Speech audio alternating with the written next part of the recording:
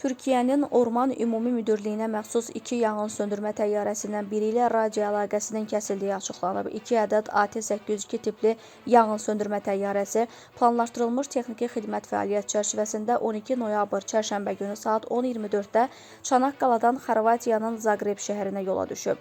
Meteoroloji şəraitə görə gecəni Reyka hava limanında keçirən təyyarələr bugün Türkiyə vaxtı ilə 17:38-də Zaqreb hava limanına getmək üçün yenidən havaya qalxıb. Lakin hava şəraitinin pisləşməsi səbəbindən hər iki təyyarə geri dönüş qərarı alıb.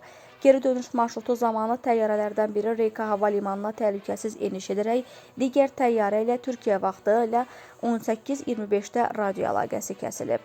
Türkiyənin Kənd Təsərrüfatı və Meşəçilik naziri İbrahim Yumaklı bildirib ki, əlaqənin kəsildiyi yanğınsöndürmə təyyarəsinin qalıqları Xorvatiyanın Sen şəhəri yaxınlığında tapılıb. Qəza zamanı pilot həlak olub.